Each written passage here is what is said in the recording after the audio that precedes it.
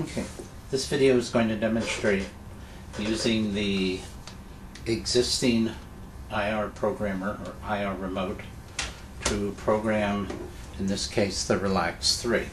I'm going to put the two nose to nose. I have a slight support here, actually a CD player, CD disc, to raise it up so that the window here is in line with the window on the relax3. So I'm going to put the two together. On the side I have a switch. It says use and train. I'm going to slide it to train. I'm also at this time not using the button, the external button, but it's called the attendance switch, which works in the same way instead of an external button. So I have it now in train. I'm going to hit my switch in the back here, which is going to start it scanning across the front. When it gets to TV, I'm going to click it again. Whoops, I blew it. So now it's going to scan down, and which is not what I want. We'll let it go. It does, in this case, the vertical scan twice. Now I'm on TV. It's going to come around again. Now it's going to go to power, and it cycles down each one. When I get to power, I'm going to select it, and if you notice, the light stays on. I'm going to come over to my existing remote. I'm going to press the button that I want to program to the given function. In this case, it's power. I'm going to press the power button on the remote, and in a few seconds I'll hear a beep from the relax saying that it is programmed. And now I've programmed the power button, and it's starting to scan again.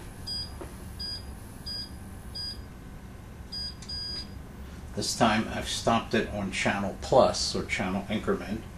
So I'm going to come over to the existing remote, press channel increment, and now we have that. Now it's going to sequence again. Again, I'm using my attendant button. This time I've picked channel minus. Same thing, I'll come over here to the minus.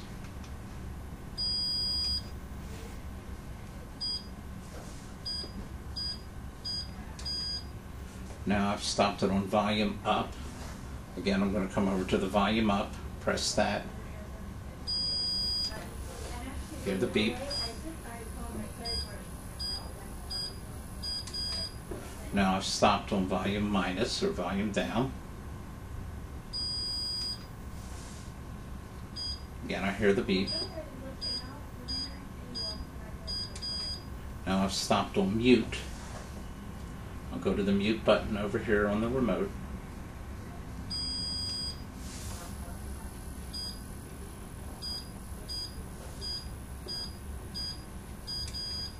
Now this time I've stopped on play. I'll press the play button.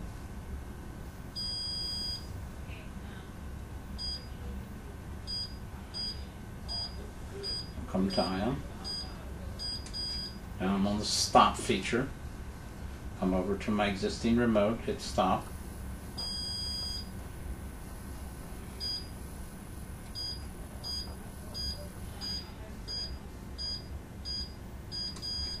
Now I've stopped it on rewind. I'll hit the rewind button.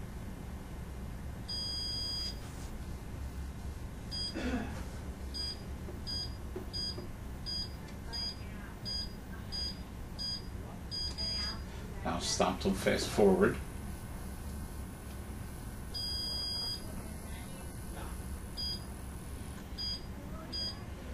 Now I've programmed the 1, 2, 3, 4, 5, 6, 7, 8, 9, 10 functions,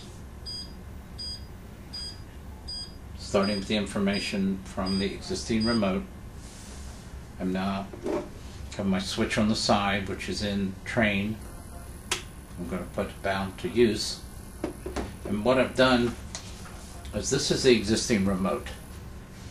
Out the front comes a sequence of infrared pulses, or actual number codes, encoded as infrared pulses. When I press a given button, a different sequence of codes come out. What I've been doing is putting this in learn mode, where it becomes a receiver. This device now receives the IR code from here, learns it, associates that with each function, and now when I come out of train mode, this becomes a transmitter, much like this. So if I am going to use my attendant button, it's going to do the horizontal sequencing,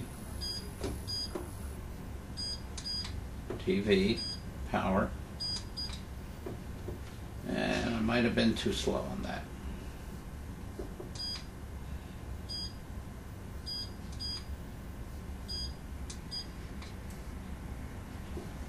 And that's the programming sequence. You're going to put it in, the word is train, when you're sequencing it. As you can see, that I don't know if you can see the TV from there. No, the TV's now come on. And that's your basic function.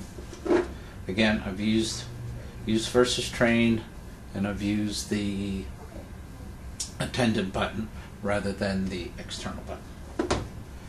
And again, we're nose to nose, and that's it.